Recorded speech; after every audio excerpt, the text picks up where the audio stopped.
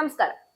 പശ്ചിമേഷ്യയെ തീപിടിപ്പിച്ച സംഘർഷങ്ങൾക്ക് തുടക്കമിട്ട Donald Trump ഇന്ന് പ്രതീക്ഷിക്കാത്ത ഒരു പുതിയ രാഷ്ട്രീയ യാഥാർത്ഥ്യത്തെ നേരിടുകയാണ്. ലോകം തന്നെ അമേരിക്കയെ മറികടന്ന് പുതിയ സഖ്യങ്ങളിലേക്ക് നീങ്ങുന്ന ഒരു ഘട്ടം. ഹോർമൂസ് കടലിടുക്കിനെ ചുറ്റിപ്പറ്റിയ പ്രതിസന്ധി പരിഹരിക്കാൻ ഫ്രാൻസും ബ്രിട്ടനും മുന്നിൽ നിന്ന് 40-ലധികം രാജ്യങ്ങളെ ഒന്നിപ്പിച്ച് നടത്താൻ പോകുന്ന അന്താരാഷ്ട്ര യോഗം. ഇത് വെറും സമാധാന ശ്രമമല്ല, അത് അമേരിക്കയുടെ ഏകാധിപത്യ നയങ്ങൾക്ക് ലഭിച്ച ഒരു തുറന്ന തിരിച്ചടിയാണ്.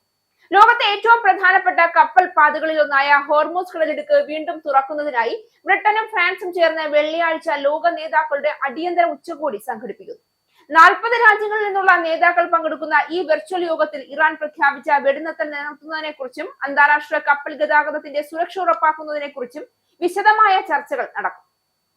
കടലിടുക്ക് തുറക്കുന്നതിനായി ഒരു പ്രത്യേക അന്താരാഷ്ട്ര ദൗത്യ സംഘത്തെ രൂപീകരിക്കുമെന്ന് ബ്രിട്ടീഷ് പ്രധാനമന്ത്രിയുടെ ഓഫീസ് തന്നെ വ്യക്തമാക്കിയിട്ടുണ്ട്.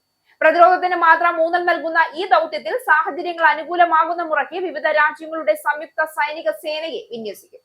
ബ്രിട്ടീഷ് പ്രധാനമന്ത്രി Keir Starmer, French president Emmanuel Macron, German chancellor Friedrich Merz എന്നിവർ പാരീസിൽ വെച്ച് ഈ ഉച്ചകോടിക്ക് നേതൃത്വം നൽകും. ആഗോള ഊർജ്ജ വിപണിയുടെയും വ്യാപാരത്തിന്റെയും സുഗമമായ ഒഴുക്കിന് ഹോർമൂസ് കടലിടുക്ക് ഉപാധികളില്ലാതെ തുറന്നു കൊടുക്കേണ്ടത് ലോകത്തിന്റെ ഉത്തരവാദിത്വമാണെന്ന് കീർ സ്റ്റാർമർ ഉച്ചകോടിയിൽ വ്യക്തമാക്കും. കടൽത്തട്ടിലെ മൈനുകൾ നീക്കം ചെയ്യുന്നതിനും വാണിജ്യ കപ്പലുകൾക്ക് സുരക്ഷ ഉറപ്പാക്കുന്നതിനുമുള്ള സഹായങ്ങൾ ബ്രിട്ടൻ വാഗ്ദാനം ചെയ്യും. കപ്പൽ ഗതാഗതം സുരക്ഷിതമാക്കുന്നതിനായി മൈൻ ക്ലിയറൻസ് കപ്പലുകളെയും നിരീക്ഷണ സംവിധാനങ്ങളെയും വിട്ടുനൽകാൻ തയ്യാറാണെന്ന് ജർമ്മനിയും അറിയിച്ചിട്ടുണ്ട്.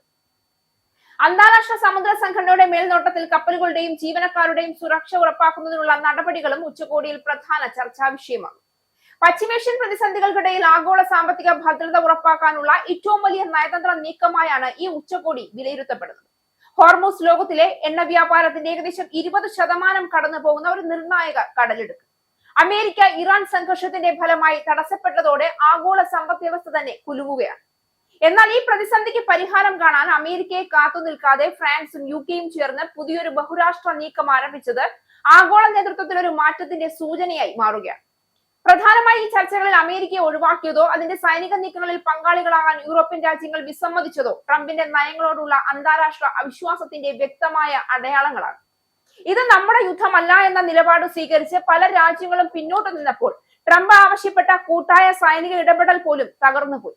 ഇതോടെ അമേരിക്കയുടെ നേതൃത്വത്തിൽ രൂപപ്പെടേണ്ട സഖ്യം തകർന്നപ്പോൾ അതേസമയം മറ്റൊരു അച്ചുതണ്ട് യൂറോപ്യൻ നേതൃത്വത്തിലുള്ള പുതിയ സഖ്യം രൂപം കൊണ്ടിരിക്കുകയാണ്.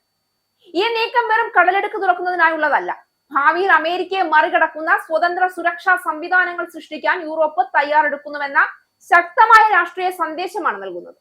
ഇതിന്റെ പ്രത്യാഘാതങ്ങൾ ദൂരവ്യാപകമാണ്. ഒന്നാമതായി, ആഗോള രാഷ്ട്രീയത്തിൽ അമേരിക്കയുടെ ഏകാധിപത്യ സ്വാധീനം കുറയാൻ തുടങ്ങും. രണ്ടാമതായി, ഭാവിയിലെ സംഘർഷങ്ങളിൽ രാജ്യങ്ങൾ അമേരിക്കയെ ആശ്രയിക്കാതെ സ്വതന്ത്ര സഖ്യങ്ങൾ രൂപപ്പെടുത്താൻ തുടങ്ങും. മൂന്നാമതായി, ട്രംപിന്റെ കടുത്ത നയങ്ങൾ തന്നെ അമേരിക്കയെ ഒറ്റപ്പെടുത്തുന്ന ഒരു അവസ്ഥയിലേക്ക് നയിക്കും. ശക്തിയുടെ ഭാഷയിൽ ലോകത്തെ നിയന്ത്രിക്കാൻ ശ്രമിച്ച ട്രംപ് ഇന്ന് അതേ ലോകം തന്നെ കൈവിട്ടു പോകുന്ന അവസ്ഥയിലാണ് എന്നതാണ് യാഥാർത്ഥ്യം. ഹോർമൂസ് കടലിടുക്കിൽ രൂപം കൊള്ളുന്ന ഈ പുതിയ സഖ്യം ഒരു സമുദ്രപാത തുറക്കാനുള്ള ശ്രമം മാത്രമല്ല, അമേരിക്കൻ ആധിപത്യത്തിന്റെ വാതിലടയ്ക്കുന്ന ഒരു പുതിയ ലോകക്രമത്തിന്റെ തുടക്ക സൂചന കൂടി ആണ്.